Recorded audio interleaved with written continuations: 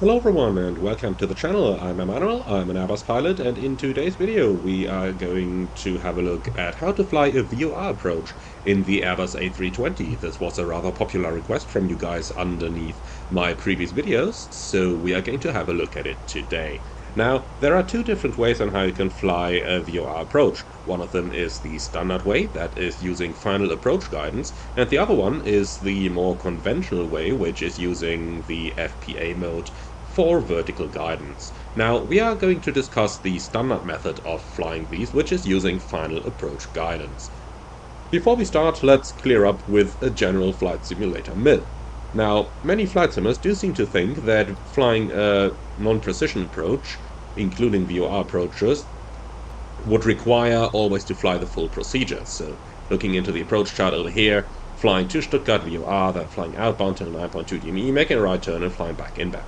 That is not the case at all. A VOR approach, just like any other non-precision approach, can be flown radar vectored or using an initial part of the approach as an ANAV procedure, etc. So, what we have today is a standard approach procedure for our destination, Airport Stuttgart, using the Reutel to 5 transition. And if we do have a look into here, then we can see that from Reutel there are a couple of ANAV waypoints eventually leading us to the final. And from there we're going to join the VOR approach. Now, this is how you would fly a VOR approach in 99% of the cases in the real world. So, you just fly a standard arrival or get radar vectors until you eventually join the final approach track. And that is how those approaches are done in the real world. So it is a myth that you would first fly to the VOR and then fly the whole teardrop or whatever. That doesn't happen, unless you request it for training reasons, but that is stuff you do in the simulator, not in the real world. Alright, so let's now go ahead and do our approach preparation. Now, when you fly the approach there, we need to check a couple of things before we can fly the approach using the final approach mode. We're going to start with a couple of basic things, that is on the FMS. So you've got your descent angle on the chart over here, which is 3 degrees, and you got the final approach track, which is 252 degrees. Both of which we need to check in our FMS. So you can see over here that after Unter we've got a bearing of 250 and a 3-degree descent path. Now, according to the AFCON, if either the too steep path message is displayed after the final descent point, do not use final approach guidance for the approach. 0.1 degree of difference between the MCDU and the charted final approach vertical path is acceptable. We've got 0 degrees difference here, 3.0 versus 3.0 on the chart, and 1 degree of difference between the MCDU and the charted final lateral track is acceptable. Now here you will notice a little difference. We've got 250 degrees in here, but we've got a charted track of 252. However, in here it says C252, which means the course 252 is hard programmed into the database, and the 250 in here is just due to magnetic variation. In the real world that would be a problem. In the simulator, since we don't always have an accurate database, not a problem, nothing to worry about. Now from here on, we are going to tune the conventional backup. This is necessary for any conventional approach, like a VOR approach, an NDB approach, and so on. However, be aware that some operators also have certification to fly without the conventional backup. But even then, it is still good pilot practice that you tune those things as a conventional backup here, in case your FMS goes out for whatever reason. Alright, finally, we also need to do the rest of our setup, and you will notice that when we come to the approach page over here, then there are a few things we need to take into consideration. And the first one is that we obviously only have a baro minimum here and not a radial minimum. Now, that is for rather obvious reasons, since a non-precision approach cannot be flown down to a radial minima, but only to a barometric minima. You can see over here 1590 is the charted minima, which is 409 feet above the ground. So 1590 is what we're going to enter. So with that now considered, we just need to have a look into how we're actually going to fly the approach in first case. And we will get to that in a moment once we've finished our setup. So the wind 360 at 5, 12 degrees. And with that, we've basically done our setup. Now, when we go about how to commence the approach, we basically start the procedure when passing 10,000 feet, and that is just about where we are.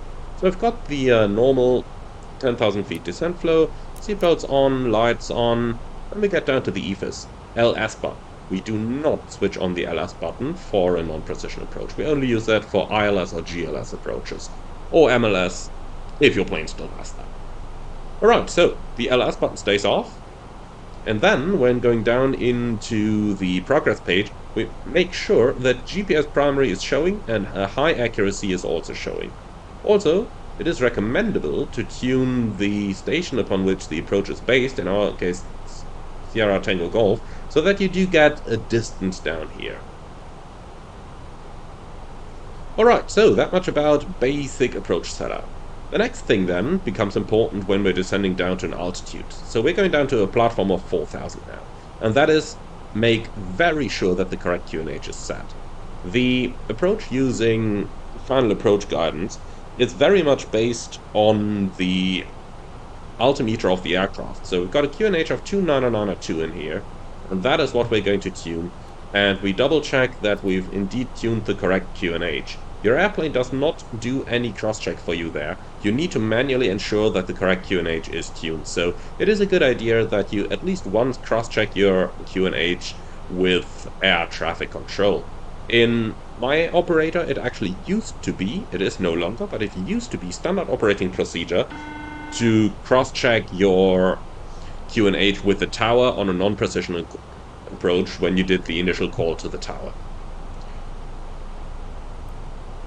Hello, Emmanuel in the front. The cabin is now secure for landing. Thank you.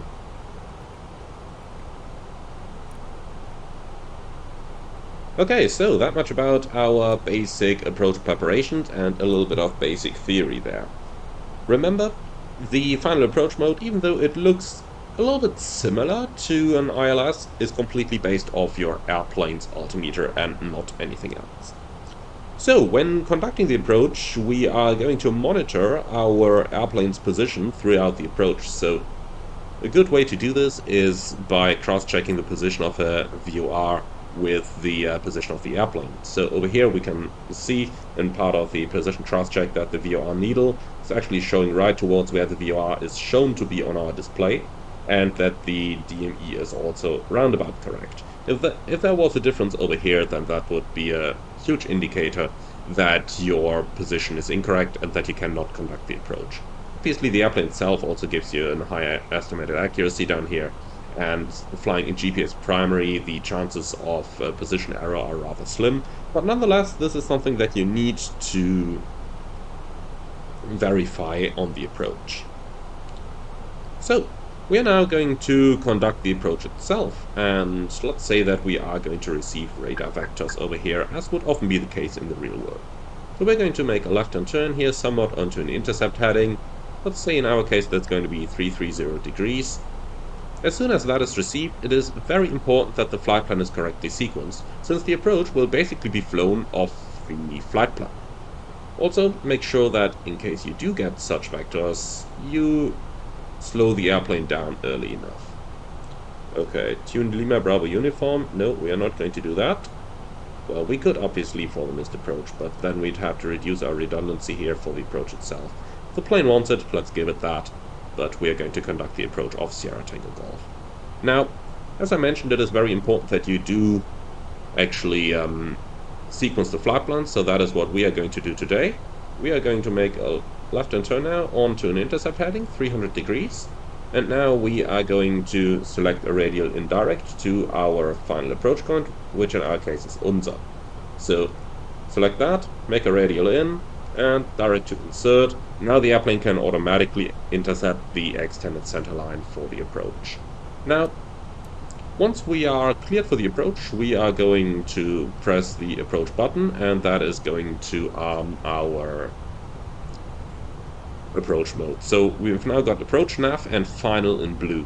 When final engages, then we're just going to get a combination of the two FMAs up here, which is going to be our signal that we are now in the approach mode. It is not necessary to fly the approach as an early stabilized, so you can start configuring the airplane rather late, like I am doing right now. Alright, so our so-called brick is just showing up on the PFD, and with the brick now showing, it is a good idea to verify how the indications actually work. So on the vertical scale, 1 dot corresponds to 100 feet. So therefore half a dot is 50 feet of deviation. Now, approaching our final descent point like we are right now, we have already armed our final approach mode, as we can see by approach nav and final showing here in blue.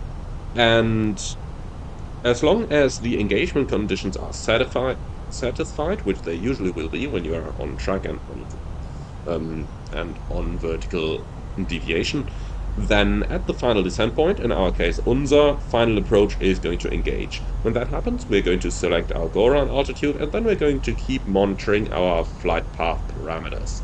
So we're overflying unser, final approach is engaging, and with that we are now commencing our approach. You can see we're currently about 100 high, but the plane is diving to intercept it, so that is all fine. Now, setting our missed approach, which is going to be 5,000 in our case. Go around altitude 5,000 set.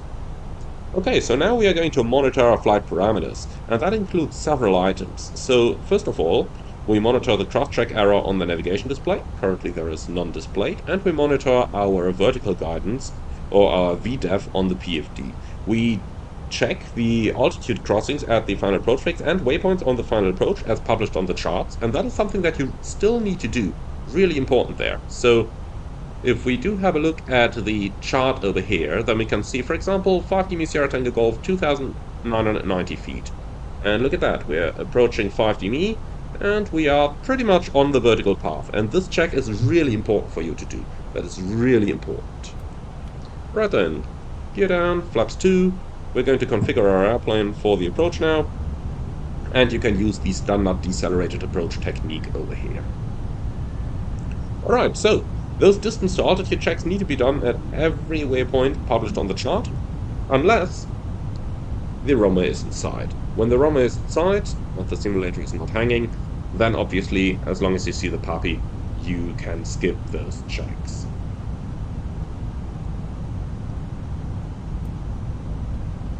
Okay, and that is basically the whole procedure.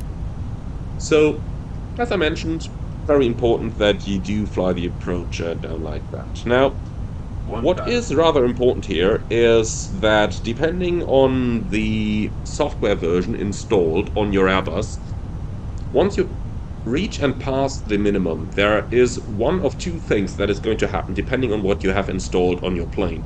Either you are going to get an amber message, disconnect autopilot for landing, on the FMA at 150 feet above ground, or you might get an automatic disconnection of the autopilot 50 feet below the minima, depending on the software version that is installed on your aircraft.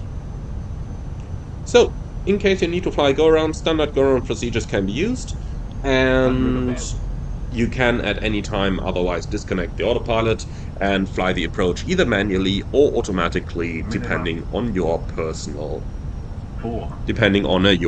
preferences. Now, I'm just going to keep the autopilot in for a moment here to see which option is actually installed in the Fenix, since if I'm completely honest, I haven't actually checked myself. Okay, it simply disconnects the mode. Fair enough. So, autopilot off, flight director off. Interestingly enough, this flew me almost down into the ground, so let's just correct for that. Should, of course, not have happened. Normally this is a very, very precise mode. 20, retard. Please settle yourself. Here we go. Right, and that is how you fly the non-precision approach, or the VOR approach, in the Airbus A320. As you can see, really easygoing when you understand how to operate the final approach mode, and this is how it is flown in 99% of the cases in the real world. Now, obviously, you can also fly it with a little bit less level of automation, so say for example using the track FPA mode or using FPA guidance only, but that is going to be part of a separate tutorial. With that, I'd like to thank you very much for watching. Hope that you've enjoyed this one. If you did, be sure to leave a comment to let me know that you liked it, and be sure to leave a like on YouTube as well, as it does really help out the channel. If you're up for more, don't forget to subscribe to the channel, and if you really love what I'm doing, I would appreciate a small donation through the Buy Me Coffee link in the video description below. In the meantime, thank you very much for watching, and I see you all again on the next one.